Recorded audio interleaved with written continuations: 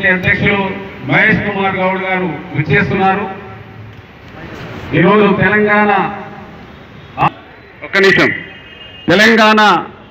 ఆవిర్భావ దినోత్సవం వేడుకలు ఇప్పటి వరకు సేవాదాల ఆధ్వర్యంలో ఘనంగా జరగడం జరిగింది. మరి ఈ కార్యక్రమానికి మన ప్రియతమ నాయకులు తెలంగాణ ప్రదేశ్ కాంగ్రెస్ కమిటీ అధ్యక్షులు బొమ్మ మహేష్ కుమార్ గౌడ్ గారు ఈ కార్యక్రమాన్ని ఘనంగా నిర్వహించినందుకు వారికి ధన్యవాదాలు ఇస్తూ, ఇప్పుడు ఈ తెలంగాణని పురస్కరించుకొని ఈ తెలంగాణలో ఇచ్చినటువంటి వారి గురించి కొన్ని స్లోగన్స్ ఇస్తారు. కాబట్టి తెలంగాణ వచ్చిన తర్వాత 10 ఏళ్ల బీఆర్ఎస్ పాలన మనం చూసాం మిత్రులారా. ఆర్థిక విధ్వంసం జరిగింది, పోలీసు రాజ్యం నడిచింది, ప్రజాస్వామ్య విలువలు మంట కలిపినాయి, రాజ్యాంగ తిలోకత వచ్చినారు. తుదకి 2023లో తెలంగాణ రాష్ట్రంలో మార్పు వచ్చింది.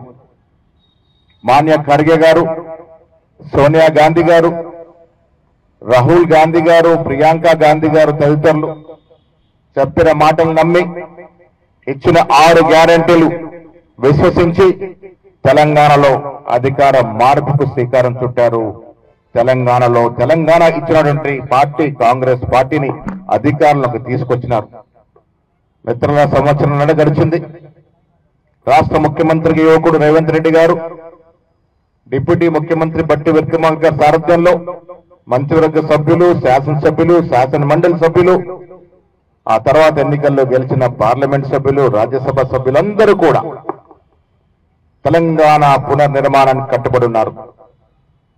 అభివృద్ధి, సంక్షేమం 2 కళ్ళలాగా ముందుకు సాగుతా ఉంది.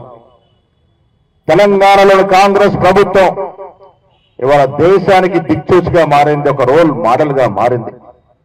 ఆనాడు ప్రారంభించిన మహిళలకి ఉచిత బస్సు ప్రయాణం నుండి ప్రతి కార్యక్రమం మహిళల కోసమే ప్రదర్శించబడతా ఉంది.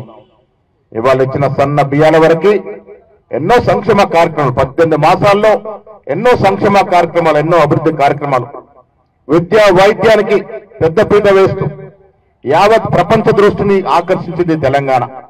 దాంట్లో కారణంగానే 1,75,000 కోట్ల విదేశీ పెట్టుబడులు ఈ సంవత్సరాల కాలంలో తెలంగాణకి రావడం జరిగింది. ఇది గొప్ప విజయం.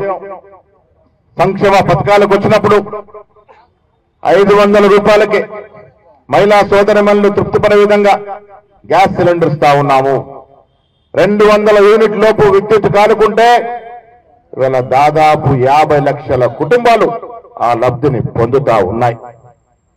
సన్న బియ్యాలకు బోనస్ ఇవ్వడం వల్ల ఇలా యావత్ దేశంలోనే అత్యధిక వరి ధాన్యం పండించినటువంటి చరిత్ర తెలంగాణ సృష్టించింది. మిత్రులారా, దాదాపు 2.75 లక్షల మెట్రిక్ టన్నుల ధాన్యం పండింది అంటే ఇలా యావత్ దేశం తెలంగాణ రైతు విధానాలపైన ఆకర్షణ మన వైపు చూస్తున్నటువంటి సందర్భం.